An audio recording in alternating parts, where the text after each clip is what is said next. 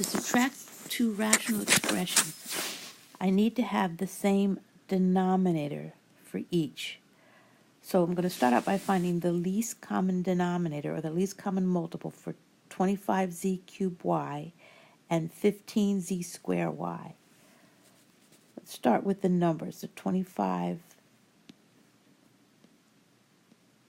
and 15.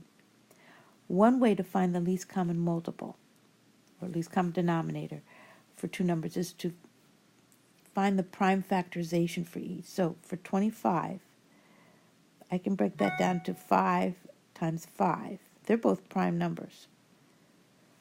So using exponents, I can write 25 as 5 squared. 15 can be broken down into 5 times 3. They're both prime numbers. So 15 is just 5 times 3. So the least common multiple uses all the prime factors. So it's going to use both the 5 and the 3. If any of the prime factors have exponents, then we'll take the largest exponent for each. So the 5s have exponents. The largest exponent would be a 2.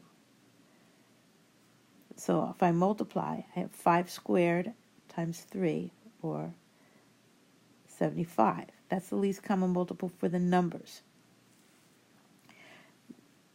Now, the least common multiple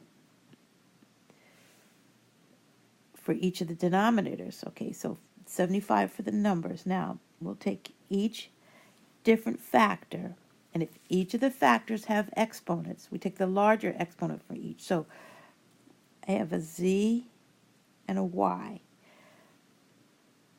The z's have exponents. The largest of those exponents is a 3. Okay, the y's, the only exponent they would have is a 1, and they both have that 1. So what I want to get in each case is 75z cubed y.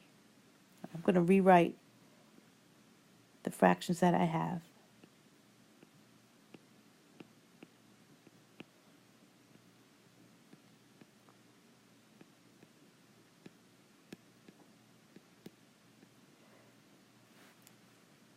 So in each case, we're trying to get a denominator of 75z cubed y.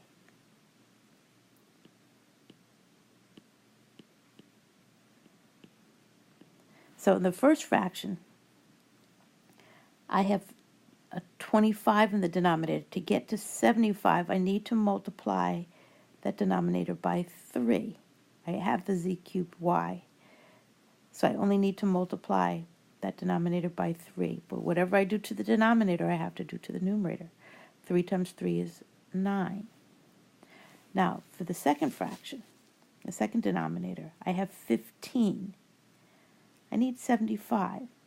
So if I multiply that denominator by 5, 15 times 5, that would give me the 75. But I have z squared y. I need z cubed y. So I'm going to need another z. So z squared times the z would give me the z cubed. Okay.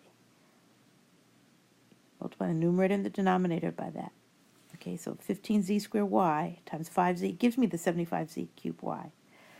1 times 5z is 5z. Now the denominators are the same. So I'll keep the denominator.